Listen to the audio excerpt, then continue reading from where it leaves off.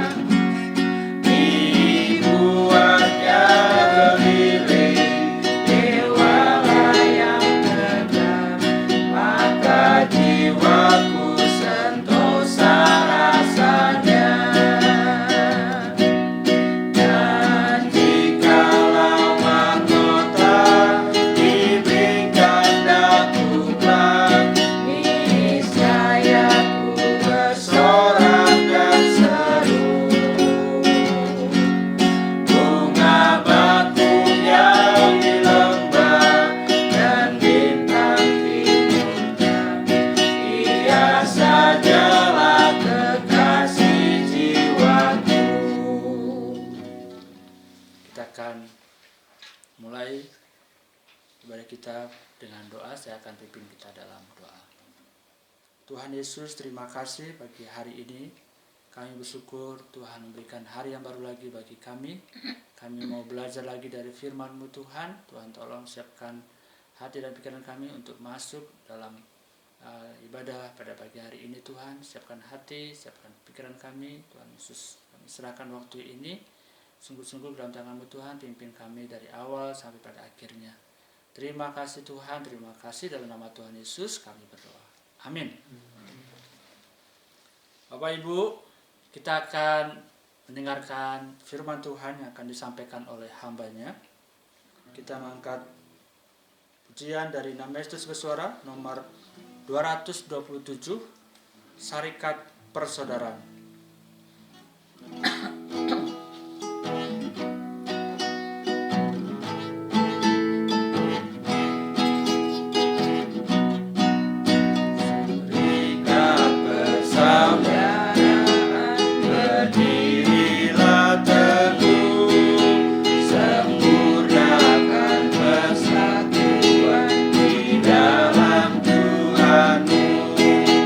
Bersama-sama maju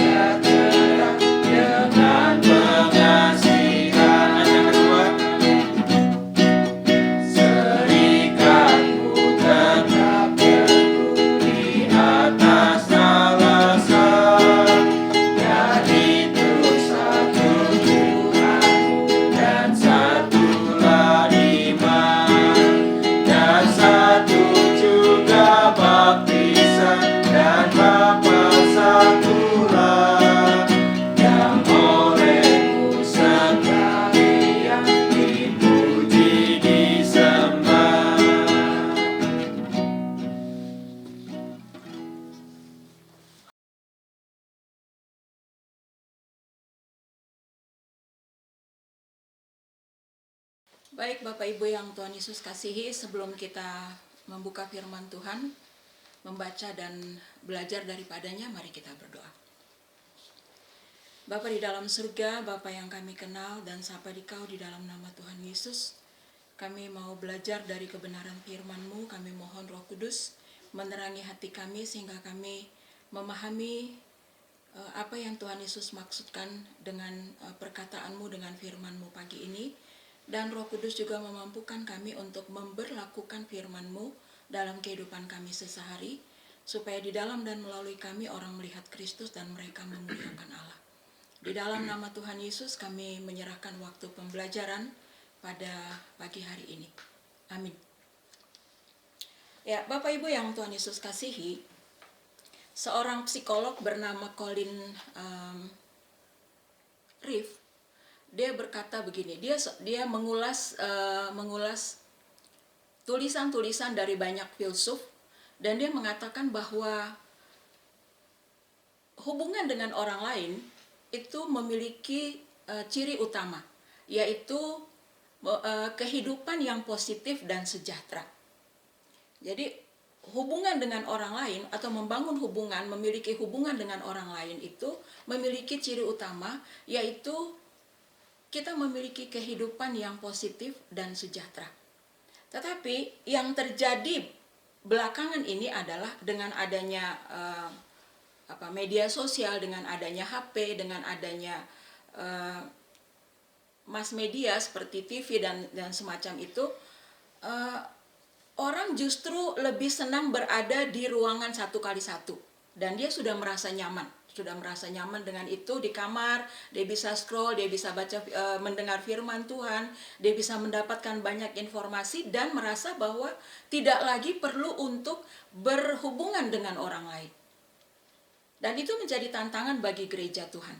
Nah, pagi hari ini kita akan belajar dari kebenaran firman Tuhan, dan saya memberi judul dari bagian itu 3 Yohanes pasal 1 ayat 13-15, perjumpaan yang bermakna atau makna dari sebuah perjumpaan. Mari kita buka bagian itu dari 3 Yohanes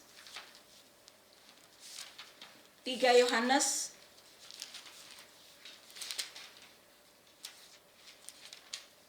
ayat pasal 1 ayat, karena cuma satu pasal. 3 Yohanes ayat 13-15 yang berbunyi demikian. 3 Yohanes ayat 13. Penutup, banyak hal yang harus kutuliskan kepadamu, tetapi aku tidak mau menulis kepadamu dengan tinta dan pena. Aku harap segera berjumpa dengan engkau dan berbicara berhadapan muka. Damai sejahtera menyertai engkau. Salam dari sahabat-sahabatmu. Sampaikanlah salamku kepada sahabat-sahabat satu persatu. Bapak Ibu yang Tuhan Yesus kasihi, seperti saya katakan tadi, psikolog tadi, Carol Reeve, dia mengatakan bahwa hubungan dengan orang lain itu memiliki ciri utama, yaitu kehidupan yang positif dan sejahtera. Mengapa dia mengatakan demikian atau dia mendasarkan asumsinya demikian?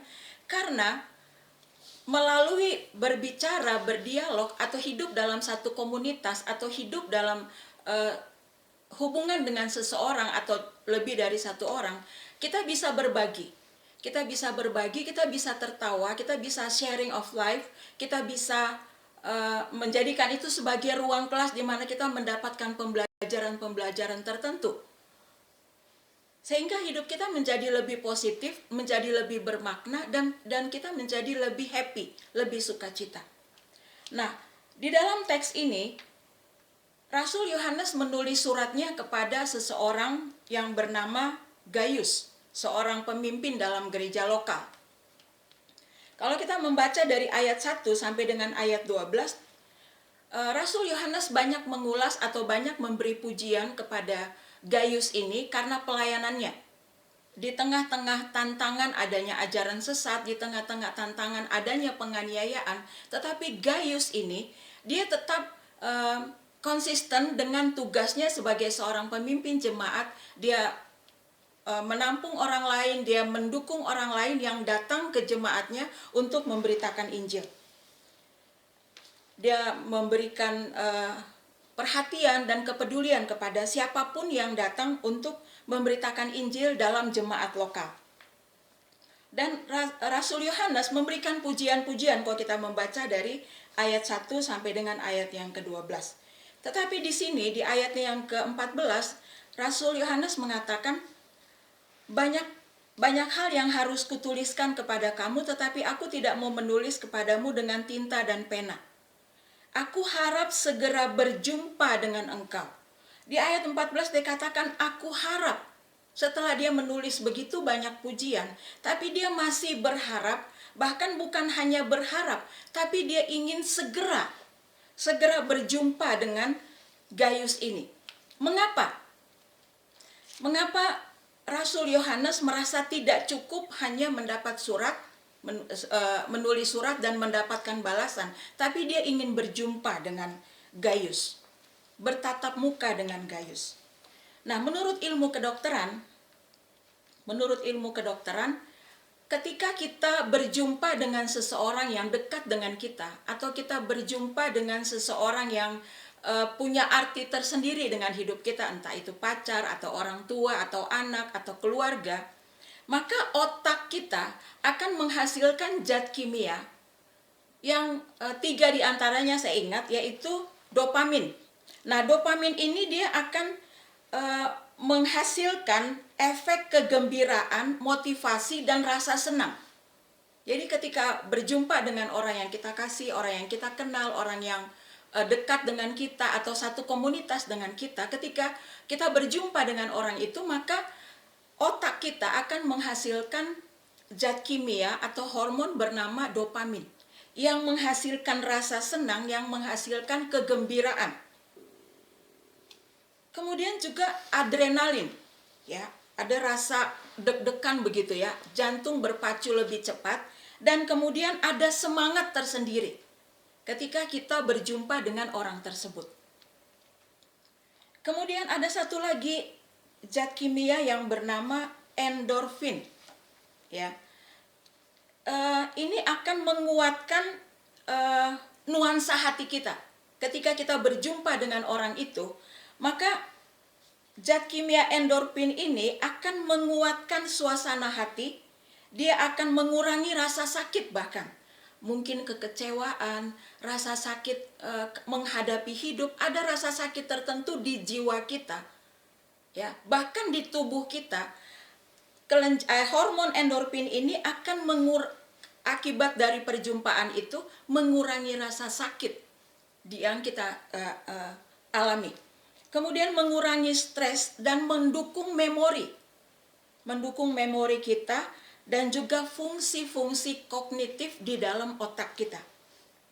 Dan hormon ini atau zat kimia ini bisa meningkatkan kekebalan tubuh dan meningkatkan harga diri kita.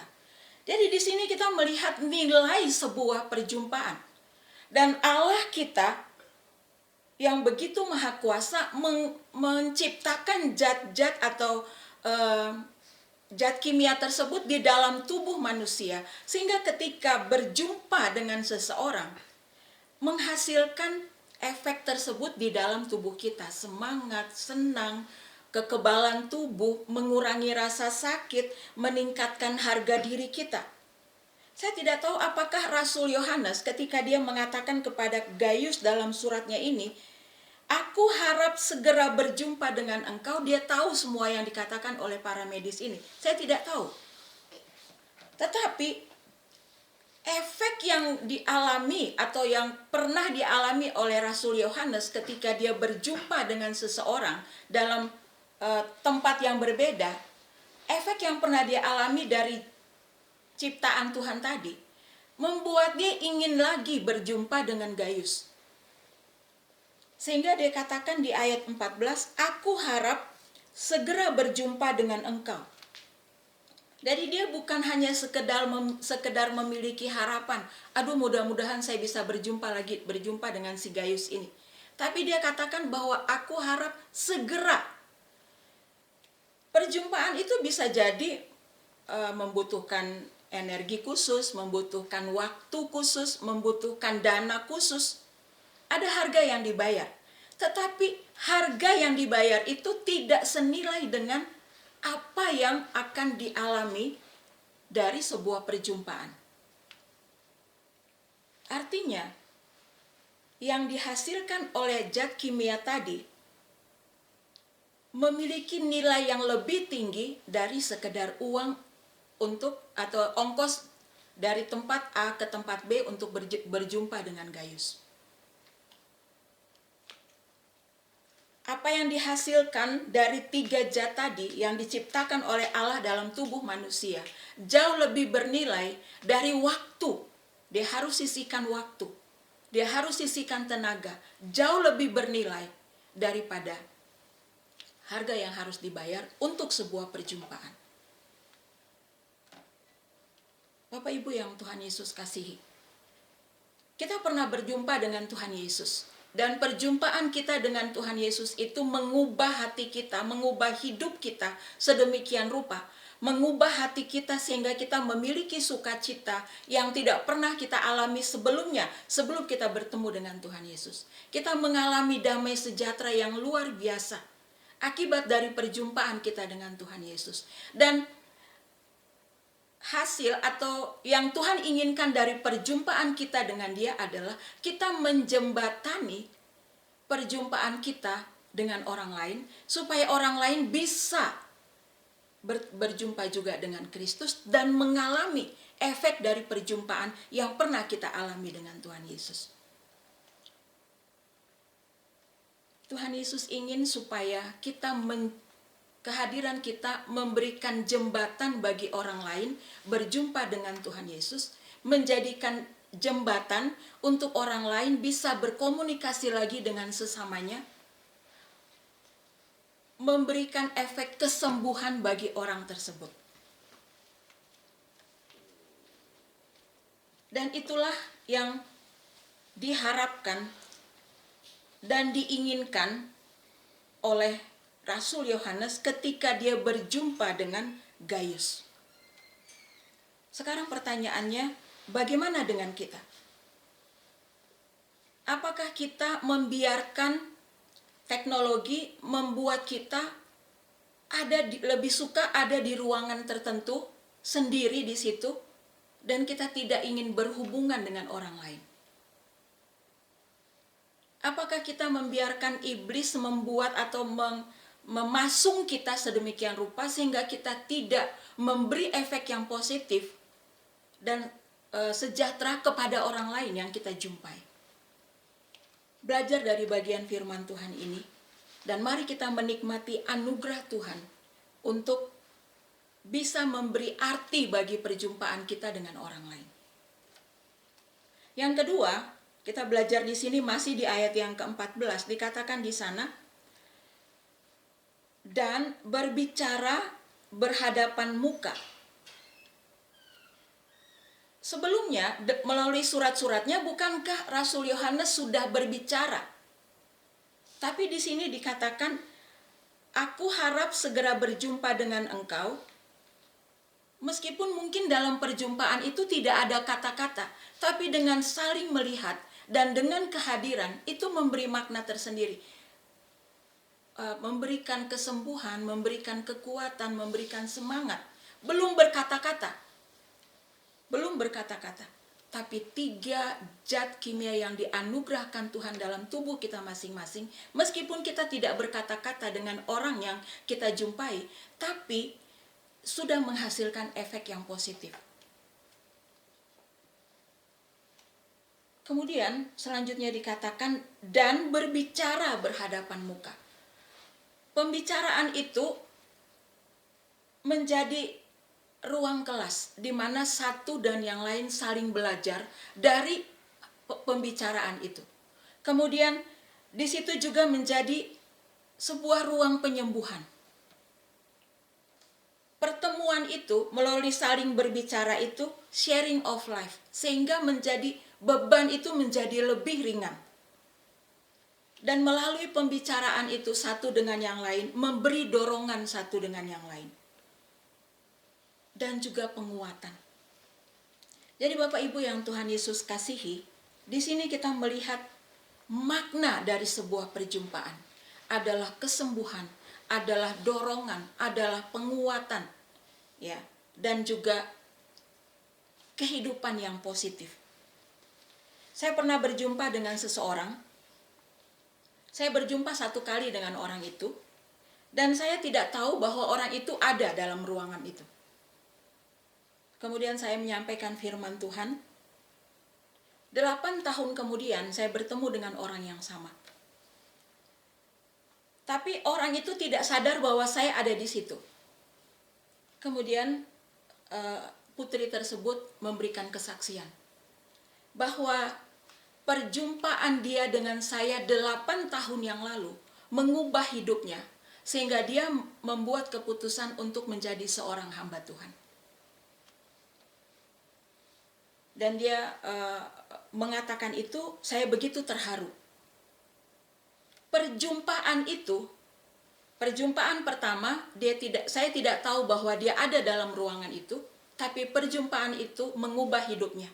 Karena firman Tuhan, bukan saya yang mengubah, tapi firman Tuhan yang disampaikan. Kemudian 8 tahun kemudian, dia tidak tahu bahwa saya ada di situ dan dia memberi kesaksian. Itu mendorong semangat saya untuk terus melayani Tuhan. Memberi kekuatan, walaupun pada saat itu saya sedang lemah dan saya mulai berpikir, aduh apa ya, kok melayani Tuhan seperti begini, sangat melelahkan baik jiwa, baik tubuh, ya. Tapi melalui kesaksian yang dia sampaikan, memberi saya penguatan baru, dorongan baru. Di sini kita melihat bahwa perjumpaan dengan seseorang memberikan dorongan khusus, memberikan makna tersendiri bagi kita dan juga bagi orang lain. Bapak Ibu yang Tuhan Yesus kasihi, saat ini ada banyak orang yang ingin menemukan makna hidupnya dengan harta, dengan memiliki banyak harta, ingin menemukan makna hidup dengan popularitas, yang berpikir bahwa ketika dia sudah populer, maka dia akan memiliki makna hidup yang sesungguhnya. Ada banyak orang yang berpikir bahwa dengan melakukan begitu banyak pekerjaan, begitu banyak pelayanan, dia akan menemukan makna hidup. Tetapi sesungguhnya makna hidup adalah ketika kita berjumpa dengan seseorang dan kita memberi arti dalam perjumpaan tersebut bagi orang lain. Dan ketika kita berjumpa dengan orang lain, kita menarik sesuatu yang positif dari perjumpaan itu, meskipun tanpa kata. Apa yang saya maksudkan adalah ketika saya bertemu dengan seseorang, orang itu mungkin tidak memperhatikan saya, tapi melalui gayanya, melalui cara berbicaranya, dalam diam saya belajar sesuatu. Artinya saya mendapatkan arti dari perjumpaan saya dengan orang itu. Tanpa orang itu sadari, tapi saya mendapat arti tertentu. Saya mendapat nilai hidup tertentu dari orang tersebut. Begitu juga kita bagi orang lain. Kita memberi arti dari perjumpaan kita dengan orang lain. Bapak Ibu yang Tuhan Yesus kasihi, sesungguhnya perjumpaan kita dengan siapapun itu memiliki makna. Karena seringkali tanpa kita sadari, ketika kita berjumpa dengan seseorang hanya dengan menepuk bahunya dan tersenyum dengan tulus, membebaskan orang itu dari rasa kesepian, membebaskan orang itu mungkin dari perasaan-perasaan tertentu, hanya dengan kita menepuk tanpa kata, menepuk bahunya, kemudian kita tersenyum dengan tulus. Bisa jadi perjumpaan kita dengan orang lain menjadi cara Tuhan untuk mengubah hidup orang lain atau mengubah hidup kita sendiri. Bahkan bisa jadi perjumpaan kita dengan orang yang merugikan kita, yang melukai hati kita. Perjumpaan kita dengan orang tersebut dalam tangan Tuhan membuat kita menjadi lebih tangguh, membuat kita menjadi lebih kuat, pribadi yang kuat, hamba Tuhan yang kuat. Karena itu, mari kita jangan membiarkan apapun memasung kita untuk bisa berhubungan dengan orang lain. Karena sesungguhnya perjumpaan kita dengan orang lain, ketika kita memberi makna, memberi arti dalam perjumpaan itu, mengubahkan orang lain dan menunjukkan kehadiran Kristus melalui hidup kita. Mari kita berdoa. Bapa di dalam surga, di dalam nama Tuhan Yesus, seringkali kami tidak menyadari bahwa sesungguhnya di dalam setiap perjumpaan itu ada makna, ada nilai yang luar biasa. Dan kami tidak menyadari itu. Oleh karena itu kami berdoa supaya Tuhan Yesus tolong kami sehingga perjumpaan kami dengan siapapun setiap hari dimanapun kami berada, kami memberi arti dari perjumpaan itu. Sehingga orang lain diberkati melalui kami. Bahkan kami juga diberkati melalui perjumpaan bahkan yang tidak sengaja dengan orang lain. Bahkan perjumpaan kami dengan orang yang menyakiti, melukai kami, dan merugikan kami. Sesungguhnya ada nilai berharga di situ. Ketika kami melihat atau memandang perjumpaan itu dalam perspektif ilahi. Sehingga kami menjadi orang-orang yang kuat, yang tangguh, sesuai dengan firman-Mu. Karena itu yang Tuhan Yesus inginkan. Dan kami rindu supaya kehadiran kami menjembatani orang lain kepada Engkau dan orang lain dengan sesamanya. Terima kasih Tuhan Yesus untuk kebenaran firman-Mu seperti Rasul Yohanes terhadap Gaius dan sebaliknya. Kami berdoa Tuhan pakai kami sehingga kehadiran kami atau perjumpaan kami dengan siapapun di dalam dan melaluinya nama Tuhan Yesus dimuliakan. Di dalam nama Tuhan Yesus kami bersyukur untuk kebenaran firman-Mu. Amin. Bapak Ibu, puji Tuhan, kita sudah mendengarkan firman Tuhan pada pagi hari ini. Kiranya firman Tuhan memberkati kita semua, dan kita minta kepada Tuhan untuk memampukan kita melakukannya dalam kehidupan kita sepanjang hari ini. Sampai jumpa dalam program Belajar Kebenaran Alkitab di episode yang selanjutnya. Tuhan Yesus memberkati.